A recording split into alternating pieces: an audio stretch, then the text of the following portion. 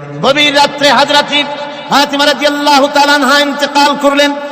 কিছু সংখ্যক সাহাবীদের কাছে খবর দিয়া অল্প সময়ের ভিতরে জানাজার ব্যবস্থা করা হলো। হযরত আবু যর গিফারী রাদিয়াল্লাহু তাআলা আনহু কবরের ভিতরে নেমে গেলেন। কবরের ভিতরে নেমে গিয়া হযরত আবু যর বলেন, রে কবর, তোর ভিতরে আজকে কাকে রাখবো, তুই কি তা জানিস নাকি? কোনো জবাব আসে না। হযরত আবু যর বলেন, কবর রে, তোর ভিতরে আজকে যাকে রাখবো তিনি হতেছেন হযরত ইমাম হাসান হোসেনের মা। বেহেশতের সমস্ত জওয়ানদের সরদার হবেন যারা, সেই দুইজনের মা তোর ভিতরে রাখবো, খবরদার বেয়াদবি করবি না। কোনো জবাব না পেয়ে হযরত আবু যর বলেন, ওগো কবরের মাটি, তোর ভিতরে কাকে রাখবো কি জানিস? আসাদুল্লাহিল গালিব, দুনিয়ার সমস্ত কাফেরদের বিরুদ্ধে আল্লাহ রাব্বুল আলামিন যাকে বাঘ বানিয়ে পাঠালেন, সেই হযরতে আলী তার স্ত্রী রেখে যাব, খবরদার বেয়াদবি করবি না। কোনো জবাব আসে না। হযরত আবু যর বলেন, কবরের মাটি, তোর ভিতরে যাকে রাখবো তিনি হলেন খাতুনে জান্নাত, বেহেশতের সমস্ত মহিলাদের সরদারিনী হবেন যে ফাতেমা, তারে রেখে যাব, তোর ভিতরে খবরদার কোনো বেয়াদবি করবি না। আবার হযরত আবু যর বলেন, কবরের মাটি, তোর ভিতরে কারে রাখবো কি জানিস? তোর ভিতরে আজকে যাকে রেখে যেতেছি তিনি হলেন আখেরি জামানার পয়গম্বর বিশ্বনবী জনাবে মুহাম্মদ রাসূলুল্লাহ সাল্লাল্লাহু আলাইহি ওয়াসাল্লামের কলিজার টুকরা মা ফাতেমাকে তোর ভিতরে রাখবো, খবরদার কবরের মাটি বেয়াদবি করবি না। কিতাবে এসেছে হযরত আবু যরকে বাড়ি শুনতে পেলেন, আওয়াজ এলো, কে যেন বলতেছে, রে আবু যর, আমি ফাতেমা কি চিনি না, হাসান হোসেনের মা কি চিনি না, আলীর স্ত্রী চিনি না, রাসূলের মেয়ে মা ফাতেমা কি চিনি না। আমল যদি ভালো হয় আমার ভিতরে, আমল ভালো নিয়ে যে আসবে শান্তিতে থাকবে, আর আমল যদি খারাপ হয় আমার ভিতরে, তার অবস্থা চূড়ান্ত হয়ে যাবে। আমার ভাইরা, আমার বন্ধুগণ, আমলের উপরে ভিত্তি করে কিয়ামতের দিন নাজাত হবে। আমল যদি খারাপ হয়ে যায়, কিয়ামতের দিন কেউ তাকে বাঁচাতে পারবে না। এই জন্য কিয়ামতের ময়দানে, হাসরের দিনে আল্লাহর হাবিব জনাবে মুহাম্মদ রাসূলুল্লাহ সাল্লাল্লাহু আলাইহি ওয়াসাল্লাম সিজদায় পড়ে কাঁদতে থাকবেন। আল্লাহ রাব্বুল আলামিন বলেন, হাবিব রে, আপনি কাঁদেন কেন? আজকে তো আপনার কাঁদার দিন না, আমি আপনাকে মাকামে মাহমুদ দান করেছি, আমি আপনাকে কাউসার দান করেছি, আপনার আজকে সম্মানের দিন, মর্যাদার দিন, কাঁদেন কেন? আল্লাহর হাবিব বলবেন, রব্বুল আলামিন, মাকামে মাহমুদ পেয়েছি, কাউসার পেয়েছি, কান্দি এই জন্য আমি দেখতে পাচ্ছি আবার সামনে দিয়া ফেরেশতারা আমার উম্মতগুলি জাহান্নামের দিকে নিয়ে যায়। আল্লাহ রাব্বুল আলামিন বলবেন, ওগো আমার হাবিব, আমি আপনাকে ক্ষমতা দিলাম, আপনার জান্নাতি উম্মতগুলি আপনি বেছে নেন। আল্লাহর হাবিব তার জান্নাতের উম্মতগুলি বাঁচতে থাকবেন। হযরত আয়েশা বলেন, ইয়া রাসূলুল্লাহ, কিয়ামতের ময়দানে লক্ষ কোটি কোটি মানুষের ভিতরে আপনার জান্নাতি উম্মত আপনি চিনবেন কি করে? হুজুর বলেন, আয়েশা, কোন একটি ঘোড়ার কপাল যদি থাকে সাদা, এই সাদা কপালওয়ালা ঘোড়াটা যদি অসংখ্য ঘোড়ার ভিতরে যদি হারিয়ে যায়, তাহলে সাদা কপালওয়ালা ঘোড়ার মালিক তার ঘোড়াকে পাবে কিনা বলো? হযরত আয়েশা বলেন, হুজুর, অনায়াসে পাবে। আল্লাহ রাব্বুল আলামিনের হাবিব বলেন, আয়েশা রে, কিয়ামতের ময়দানে আমার যেই উম্মতেরা নামাজি ছিল, দিনদার ছিল, পরেজগার ছিল, দুনিয়ার বুকে ঈমান নিয়ে যারা চলাফেরা করেছে, আমার দিন কায়েমের আল্লাহর দ্বীনের জন্য যারা কাজ করেছে, ওদের চেহারা নূর চমকাতে থাকবে, ঈমানের নূর কিয়ামতের দিন চমকাতে থাকবে। সেই ঈমানের নূর দেখে দেখে আমি আমার জান্নাতি উম্মতগুলি আমি বেছে নেব। হযরত ফাতিমা রাদিয়াল্লাহু তাআলা আনহাকে রাসূলুল্লাহ সাল্লাল্লাহু আলাইহি ওয়াসাল্লাম অত্যন্ত ভালোবাসতেন, মহব্বত করতেন তার স্ত্রীদেরকেও। তার স্ত্রীরাও রাসূল করিম সাল্লাল্লাহু আলাইহি ওয়াসাল্লামকে ভালোবাসতেন প্রাণ উজাড় করে দিয়ে। নবীজি বলেছেন, কন্যার পিতাদেরকে গালি দিও না। অনেকে টিটকারি করে, বারবার মেয়ে হয় ছেলে একটাও হয় না, সেই জন্য টিটকারি বটকারি করে। আল্লাহর নবী বলেছেন, মেয়ের পিতাকে গালি দিও না, ঠাট্টা করো না, যেহেতু আমি মুহাম্মদ রাসূলুল্লাহ সাল্লাল্লাহু আলাইহি ওয়াসাল্লাম, আমি মেয়েদের পিতা, আমি নিজে মেয়েদের পিতা, খাও না, মেয়েদের পিতাকে গালি দিও না। রাসূলুল্লাহ বলেছেন, আকাশের নিচে জমিনের উপরে খাদিজার মতো মহিলা আর নাই। সেই হযরতে খাদিজা রাসূলের 4টি মেয়ে পেটে ধারণ করেছিলেন। সুবহানাল্লাহ।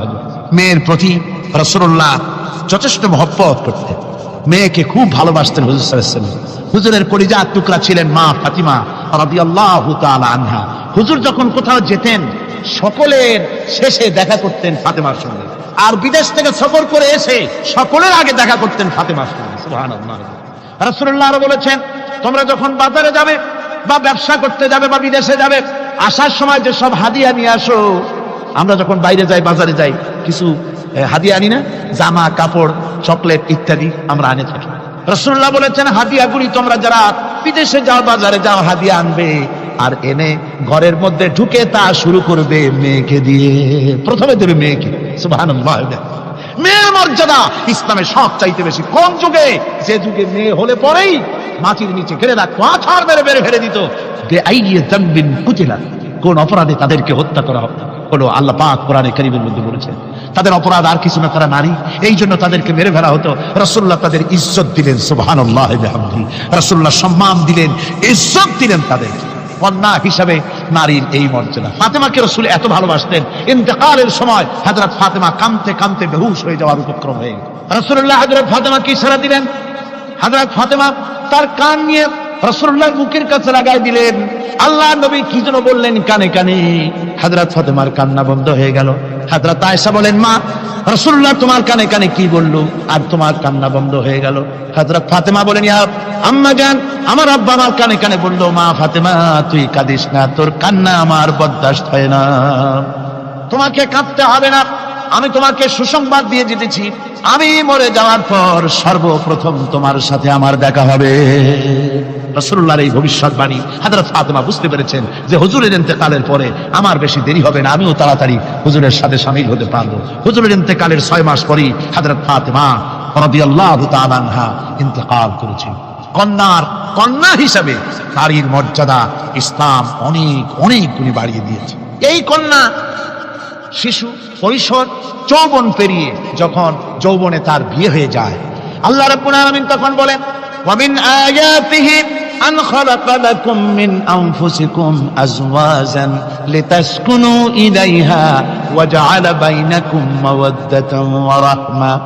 আল্লাহ পাক বলেন, আমার নিদর্শনের ভিতরে একটি নিদর্শন, আমি তোমাদের থেকে তোমাদের জোড়া তৈরি করেছি, তোমাদের স্ত্রীদেরকে তৈরি করেছি, তোমাদের সাথে তোমাদের স্ত্রীর ভালোবাসা সৃষ্টি করেছি, মহব্বত সৃষ্টি করেছি। এই মহব্বত আমি আল্লাহ তৈরি করেছি। আর যখন বুড়ো হয়ে যায় মানুষ, স্বামী স্ত্রী যখন বুড়ার বুড়ি হয়, তখন আর ভালোবাসা থাকে না, তখন ওই ভালোবাসা সহৃদয়তার করুণায় আমি আল্লাহ পরিণত করে দেই। বুড়ার জন্য তখন বুড়ি ছাড়া আর উপায় নাই, বুড়িরও আর বুড়া ছাড়া উপায় নাই। তখন ভালোবাসা কোনো বিশেষ কোনো অক্ষ নিয়ে ভালোবাসা নয়, তখন একের উপরে অন্য একদম নির্ভরশীল হয়ে পড়ে। আল্লাহ পাক বলেন, এই অবস্থা আমি আল্লাহ সৃষ্টি করে দেই। সুবহানাল্লাহ। স্ত্রীকে রাসূলুল্লাহ কত ভালোবাসতেন। আল্লাহর নবী বলেছেন, আমার কাছে 3টা জিনিস প্রিয়, একটা হচ্ছে সুগন্ধি, একটা হচ্ছে নামাজ, আরেকটা হচ্ছে স্ত্রী। সুবহানাল্লাহ। স্ত্রী আমার কাছে প্রিয়। হুজুর বলেছেন, তোমাদের মধ্যে সেই ব্যক্তি উত্তম যে ব্যক্তি তার স্ত্রীর কাছে উত্তম। আমি আমার স্ত্রীদের কাছে উত্তম ব্যক্তি। সুবহানাল্লাহ। রাসূলুল্লাহ স্ত্রীকে কত ভালোবাসতেন। বিশ্বনবী রাজনৈতিক কর্মকাণ্ড চালাচ্ছেন, যুদ্ধের দামামা বাজতেছে, চতুর্দিকে কত অশান্তি, সবকিছু চলছে, স্ত্রীর হক আদায় করতে ভুলে যাননি। রাতের বেলায় হযরত আয়েশার বয়স কম, তাকে নিয়ে রাসূলুল্লাহ একটু সুযোগ পেয়েছেন, বলছেন, আয়েশা সব তো ঘুমিয়ে, চলো আমরা একটু দৌড়াই। ওই যে দূরে একটা জিনিস দেখা যায়, দৌড় দাও, দেখি কে আগে যায়। দুজনে দৌড় প্রতিযোগিতা করলেন। দৌড় প্রতিযোগিতায় হযরত আয়েশা ফার্স্ট হলেন, হুজুর পিছনে পড়ে গেলেন। হযরত আয়েশা খুব আনন্দ করলেন যে আপনি কিন্তু আমার সাথে দৌড়ে পারলেন। পরবর্তী কিছু কাল যাওয়ার পর হযরত আয়েশা বলেন, হুজুর আজকে আবার বললেন যে চলো আয়েশা একটু দৌড়াই। হযরত আয়েশা বলছেন যে সেদিনের তুলনায় আমার শরীর একটু, আমি মুটিয়ে গেছি, শরীরটি স্থূল হয়েছে, আমি আজকে দৌড়ালাম কিন্তু পারলাম না, রাসূল আগে চলে গেলেন। আমি হাঁপাতে হাঁপাতে যখন হুজুরের কাছে চলে গেছি, হুজুর তখন মুস্কি হেসে আমাকে বললেন, আয়েশা ওই সেই দিনের জবাব আজকে দিয়া দিলাম। সুবহানাল্লাহ বিহামদিহি, সুবহানাল্লাহ বিহামদিহি। বিশ্ব নবী কত বড় আদর্শ বিশ্ব মানবতার জন্য। তিনি বলেছেন, আরাফাতের ময়দানে রাসূলুল্লাহ বলেছেন, তোমরা যেমন পড়বে তোমার স্ত্রীদেরকে তেমন পড়াবে, তোমরা যেমন খাবে তোমার স্ত্রীদেরকে তেমন খাওয়াবে, স্ট্যান্ডার্ড মেনটেন করবে। তুমি ভালো দামের কাপড় পরবে, স্ত্রীকে খারাপ দিবে তা নয়। অধিকার দুজনেরই সমান, স্বামী এবং স্ত্রী সমান অধিকার। কিন্তু আমরা তা বুঝতে পারি না, বুঝতে চাই না। আমরা অনেকে মনে করেছি বিয়ে যখন করছি তখন আমি তো নওয়াবজাদা নসরুল্লাহ খান, আর বউ তো কেনা দাসী না, সে কিন্তু দাসী না, তার মর্যাদা আছে, তার সম্মান আছে। তার সম্মান আপনাকে দিতে হবে। রাসূলুল্লাহ দিয়েছে, আপনাকেও দিতে হবে। রান্না বান্না হতে দেরি হয়, কত গালাগালি শুনতে হয় নারীকে। আল্লাহর নবীর স্ত্রী হযরত আয়েশা বলেছেন, আল্লাহর নবী কাজ করে, মানুষের সঙ্গে কথা বলে, রাষ্ট্রীয় দায়িত্ব পালন করে ঘরের ভিতরে এসে যখন দেখেছেন রান্না হতে দেরি আছে, রাসূলুল্লাহ বিরক্ত হন নাই, ভ্রু কুঞ্চিত করেন নাই, চোখ মোটা করেন নাই, আমাকে কোনো কথা শোনান নাই, বরং আমার কাছে বসে রান্নায় আমাকে সহযোগিতা করেছেন। সুবহানাল্লাহ বিহামদি। এই হলো আল্লাহর রাসূল, এই হলো বিশ্ব নবী। স্ত্রীর সঙ্গে কি মহব্বত! সুবহানাল্লাহ। হুজুর মহব্বত করতেন স্ত্রীদেরকে। রাসূলুল্লাহর ঘরে দৌলত ছিল না, কিন্তু মহব্বত দিয়ে ভরা ছিল ঘরটা। হুজুরের ঘরে ফ্রিজ নাই, এসি নাই, হুজুরের ঘরে কার্পেট নাই, হুজুরের ঘরের মধ্যে জাজিম নাই, তোশক নাই, বড় বড় কম্বল নাই, আরামের কোনো জিনিস নাই, মডার্ন ইকুইপমেন্টস কিচ্ছু নাই, দৌলত নাই, কিন্তু মহব্বত দিয়ে ঘরটা ভরা। হযরত আয়েশা বলেছেন, আমি পানি পান করে গ্লাস রেখে দিতাম, আল্লাহর নবী তখন গ্লাসের সেই জায়গায় ঠোঁট লাগাতেন যেখানে আমি ঠোঁট লাগাইয়া পানি পান করেছি। আমি গোশত চিবোতাম, রাসূলুল্লাহ আমার হাত থেকে গোশত টুকরা নিয়া সেই জায়গায় চিবোতেন যেখানে আমি চিবুয়েছি। সুবহানাল্লাহ। আমার ভাইরা, রাসূল তার স্ত্রীদেরকে মহব্বত করতেন, স্ত্রীরাও রাসূলকে মহব্বত করতেন দারুণ ভাবে। একবার হযরত আয়েশা সিদ্দিকা রাদিয়াল্লাহু তাআলা আনহা হুজুরকে গোসল করাতেছিলেন, মাথার উপরে পানি ঢালতেছেন, হুজুর একটা চকির উপরে বা একটা তক্তার উপরে বসা আছে। গোসলের পানির ভিতরে রাসূলুল্লাহ দেখতে পেলেন রক্তের মতো কি যেন প্রবাহিত হয়ে যাচ্ছে। হুজুর জিজ্ঞেস করেন, আয়েশারে, পানির ভিতরে রক্তের মতো কি দেখা যায়?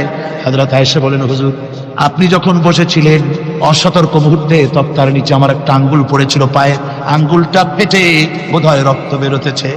রাসূলুল্লাহ তাড়াতাড়ি করে উঠলেন আর ওই আঙ্গুলকে ব্যান্ডেজ করে দিলেন। রাসূলুল্লাহ বললেন, আয়েশারে, আঙ্গুল ফেটে গেছে, একটু আহাহু পর্যন্ত করলে না, এতক্ষণ তুমি কষ্ট করলে কেন? হযরত আয়েশা বলেন, ইয়া রাসূলুল্লাহ, ওটা তো একটা পায়ের আঙ্গুল। আয়েশার কলিজাটা ফেটে যদি রক্ত বেরোতো রাসূলুল্লাহকে উঠতে বলতে আমি পারতাম না। কি মহব্বত রাসূলের সাথে! হযরত আয়েশা বলেন, হুজুর সাল্লাল্লাহু আলাইহি ওয়াসাল্লাম স্ত্রীদেরকে এত ভালোবাসতেন, আমাদের ঘরে গোশত টোস্ত তেমন রান্না বান্না খুব কম হতো। গোশত রান্না হবে কি, মাসের পর মাস চলে গেছে রাসূলের বাড়িতে, হুজুর স্ত্রীরা বলেছেন আমাদের ঘরে চুলে আগুন জ্বলে নাই, একটু শুকনা রুটি, একটু শুকনা খেজুর আর একটু পানি খেয়ে আমাদের জীবন চলেছে, এরকমের অবস্থা হয়েছে। তারপরে এই অবস্থা চলেছে, এর মধ্যে যদি কখন একটু গোশত আসছে, হুজুর যখন ছাগল ইত্যাদি ছাগল দুম্বা জবাও করেছেন, এই দুম্বার গোশত নিয়ে, ছাগলের গোশত নিয়ে রাসূলুল্লাহ নিজে বেরোতেন। হযরত খাদিজার বান্ধবী কোথায় আছে খুঁজে ওই বান্ধবীর কাছে গোশত পৌঁছে দিয়ে আসতে। হযরত আয়েশা বলেন, একদিন আমার ঘুম ভেঙে গেল, দেখি হুজুর আমার কাছে নেই, গেলেন কোথায়? খুঁজতে খুঁজতে যায় দেখি মসজিদে নববীর ভিতরে হুজুর হাত তুলে বসে আছেন, মোনাজাত করতেছেন। আমি পেছনে কি হাত তুলে আমি শুনতে পাচ্ছি নবীজি দোয়া করছেন, রব্বুল আলামিন কিয়ামতের ময়দানে যেদিন সন্তান তার পিতাকে ভুলে যাবে, মা তার সন্তানকে হারায় ফেলবে, ওই কঠিন হাসরের ময়দানে আমি যেন আমার খাদিজাকে হারাইয়া না যাই। মুনাজাতের শেষে হযরত আয়েশা বলেন, ইয়া রাসূলুল্লাহ, খাদিজার কথা আপনার এত কেন বারবার মনে পড়ে? একটা বুড়িরে বিয়ে করেছিলেন 25 বছর বয়সের সময়, 40 বছর বুড়ি, তার কথা কেন এত মহব্বত আপনার মনে পড়ে? তার থেকে যুবতী মেয়ে, সুন্দরী মেয়েকে আপনার স্ত্রী হিসেবে আপনি পান নাই। হুজুর বলেন, আয়েশা রে, খাদিজার সম্পর্কে এমন কথা তুমি আর বলো না, তোমরা সবাই আমার সুখের দিনের স্ত্রী, আর খাদিজা আমার এমন সময় স্ত্রী ছিল যখন মক্কায় আমার আশ্রয় ছিল না, তামাম মক্কা নগরীতে আমার আশ্রয় ছিল না। খাদিজার সঞ্চিত সমস্ত ধনরাশি ইসলাম কবুল করার পর দুহাতে খাদিজা বিতরণ করে দিয়েছে। হযরত আয়েশা বলেন, হুজুর আমার গোস্তাকি মাফ করে দেন, আমি আর এরকম বলবো না, তবে খাদিজা সম্পর্কে আমার কিছু একটু শোনান। হুজুর বলেন, আয়েশা রে শোনো, গভীর রাত, যত রাত হোক না কেন, ইসলামের দাওয়াত দিয়ে দিয়ে গভীর রাত্রে আমি যখন বাসায় ফিরেছি, ঘরে এসেছি, দরজায় একটা মাত্র ডাক দিয়েছি, খাদিজা, অমনি দরজা খুলে গেছে। আমি জিজ্ঞেস করেছি, খাদিজা রে, যত রাত্রে আসলাম, যতবার আসলাম, একটা ডাকের বেশি লাগলো না, তুমি কি ঘুমাও না?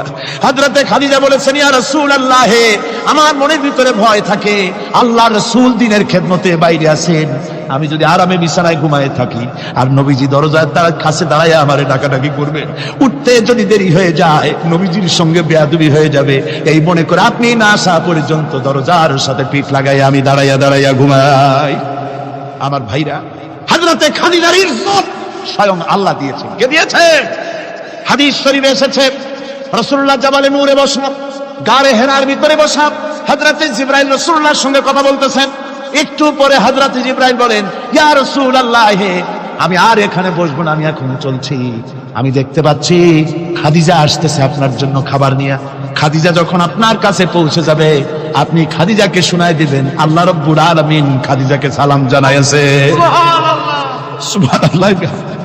রাসূলুল্লাহর কাছে হযরতে খাদিজা যখন আসলেন, হুজুর বললেন, খাদিজা, আজকে তোমার জন্য দারুণ সুখবর। বলে কি? বলে আল্লাহ পাক জিবরাইল কেমন উঠে গেল আমার কাছ থেকে। জিবরাইল বলে গেল, আল্লাহ তোমাকে সালাম বলেছে। হযরত খাদিজা কেঁদে ফেললেন, বললেন, ইয়া রাসূলুল্লাহ, আমার নারী জন্ম সার্থক, আল্লাহ আমাকে সালাম বলেছে। এর জবাব কেমনে দিতে হয় হুজুর? আমি তো জানি না, আপনি আমার পক্ষ থেকে আল্লাহর সালাম কিভাবে দেওয়া লাগে আপনি দিয়ে দিন, আমি তো বুঝি না কেমনে আল্লাহর সালামের জবাব দেব। হুজুর বললেন, খাদিজা, শুধু আল্লাহ নয়, জিবরাইলও তোমাকে সালাম বলে গেছে। হযরতে খাদিজা বললেন, হযরত জিবরাইলকে আমার সালামের জবাবটা ওয়ালাইকুম আসসালাম বলে দিন। হযরত খাদিজার এই মর্যাদা ছিল। আমার ভাইরা, রাসূল পাক সাল্লাল্লাহু আলাইহি ওয়াসাল্লাম এভাবে মহব্বত করেছেন স্ত্রীদেরকে। সুতরাং স্বামী স্ত্রীর মহব্বত আল্লাহ জান্নাতি নিয়ামত। কি নিয়ামত? যে ঘরের মধ্যে স্বামী স্ত্রীর মধ্যে মিল মহব্বত আছে, এটা বেহেশতের মতো, আর যেখানে মিল মহব্বত নাই, এটা জাহান্নামের মতো। ঠিক কি? সুতরাং মহব্বত করুন, বেশি বেশি স্যাক্রিফাইস করুন, বেশি বেশি স্যাক্রিফাইস। নারীদের ব্যাপারে বলা হয়েছে, পুরুষকে বলা হয়েছে অধিকার আদায় করো, সব ব্যাপারে সমান অধিকার। কিন্তু নারীকে একটা ব্যাপারে বলা হয়েছে, নারী শোনো, পুরুষের মর্যাদা তোমার চাইতে আল্লাহ রাব্বুল আলামিন বেশি দিয়েছেন। আর রিজালু কাওয়ামুনা আলান নিসা, নারীদের উপরে পুরুষের প্রাধান্য আল্লাহ পাক দান করেছেন। একজন সাহাবী বলেছিলেন, ইয়া রাসূলুল্লাহ, জংলি উট দেখলাম আপনার পায়ের উপরে সিজদায় পড়ে গেল, আপনি যদি আমাদেরকে অনুমতি দিতেন না, আপনাকে আমরা সিজদা করতাম। আল্লাহর নবী বললেন, মানুষ মানুষকে সিজদা করা, এ পারমিশন যদি আমি দিতাম, তাহলে দুনিয়ার সমস্ত স্ত্রীদেরকে বলতাম তারা যেন তাদের স্বামীকে সিজদা দেয়। স্বামীর মর্যাদা এখানে বেশি। সুতরাং অধিকার সমান, কোনো সন্দেহ নাই, কিন্তু স্বামীর একটা আলাদা মর্যাদা আছে, সেই সম্মানও তাকে দিতে হবে। এরপরে এই সমান অধিকারের ভিত্তিতে স্বামী স্ত্রী চলতে থাকে, মাঝখানে আল্লাহ পাক তাদেরকে সন্তান দান করেন। আল্লাহ তাদেরকে, নারীকে লেখাপড়ার অধিকার দিয়েছেন, ইসলাম তাকে লেখাপড়ার অধিকার দিয়েছে, শিক্ষার অধিকার দিয়েছে। হযরত আয়েশা সিদ্দিকা রাদিয়াল্লাহু তাআলা আনহা শিক্ষয়িত্রী ছিলেন, হাফেজা ছিলেন, হাদিসের হাফেজা ছিলেন, কোরআনের হাফেজা ছিলেন, হাজার হাজার সাহাবায়ে কেরামদের তিনি ওস্তাদ ছিলেন। সুবহানাল্লাহ। নারীদের ব্যাপারে অধিকাংশ মাসালা হযরত আয়েশা সিদ্দিকা রাদিয়াল্লাহু তাআলা আনহার অবদান। সুবহানাল্লাহ। নারী যুদ্ধ করেছে, যুদ্ধের ময়দানে নারীর অধিকার আছে। নারী চাকরি করতে পারবে, নারী ব্যবসা করতে পারবে, নারী লেখাপড়া করতে পারবে, নারী সেনাবাহিনীতে যেতে পারবে, নারী সব করতে পারবে, কিন্তু পর্দার মধ্যে।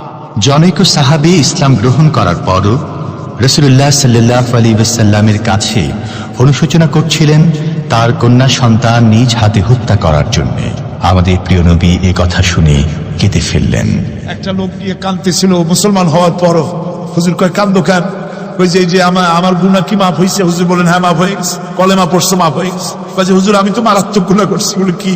বলে আমার একটা মেয়ে, সেই মেয়েটাকে নিয়ে আমি, ঘটনা লম্বা, আমি সংক্ষেপে বলতেছি, মেয়েটাকে ফাঁকি দিয়া তাহলে আমি মারবো, বুঝতে দেই নাই আমার বউরে। বললাম চলো বেড়াইতে যাই। মেয়েটা আমার সাথে সাজাই দিয়েছে, তার মা বেড়াতে নিয়ে যাবো এইটা কথা মনে করে। মেয়েটা কদ্দূর যায়, আবার আব্বা আব্বা বলে আমার দিকে ফিরে আসে, আবার পিছনে থাকে, আবার আব্বা আব্বা বলে জড়ায় ধরে। এইভাবে করতে করতে যখন নির্জন এলাকায় গেলাম, আমি পাহাড়ের পাশে গর্ত খোঁড়া আরম্ভ করলাম। গর্ত কুচি আর মাটি ছিটে এসে আমার দাড়িতে লাগে। বাচ্চা মেয়েটা আমার কাছে এসে দাড়ি দিয়ে ধুল ঝাড়ায় দেয়। আব্বা, তোমার দাড়িতে ধুল লাগতেছে, তুমি এই কষ্ট করতেছো কেন? মেয়ে তো বোঝে না যে আমি তার জন্য কবর খুঁজতেছি। কবরটা খোঁড়া হয়ে যাওয়ার পর মেয়েটারে বান্ধা শুরু করলাম। মেয়ে এখন কাঁদতেছে, বাবা আমার বান্ধব কেন? আমি তারে বাঁধা জোরে ওর মধ্যে নিক্ষেপ করে দিলাম। মেয়েটা গর্তের মধ্যে বসে চিৎকার করে বলছে, আব্বা তুমি আমারে বাঁচতে দাও, আমি তোমারে বাপ বলে সমাজে হ্যাঁ করবো না, আমি ভিক্ষা করে খাবো, আমারে বাইরো না। লোকটি বলছি, ইয়া রাসূলুল্লাহ, আমার মনে দরদ আসলো। আমি একটা পাথর উঁচু করে আমার মেয়ের বুক লক্ষ্য করে জোরে মেরে দিলাম। বুকটা ফেটে রক্ত ফিনকি দিয়ে উঠলো। আমার মেয়ের বুক থেকে আওয়াজ বেরোলো, আমার কালে যেন এখনো সেই আওয়াজ বাজে। হাদিস শরীফে এসেছে, হুজুরের চোখের পানি দাড়ি ভিজে ভিজে জামার উপরে পড়তেছিল। হুজুর বললেন, আহারে মানুষও পারে এরকম কাম করতে।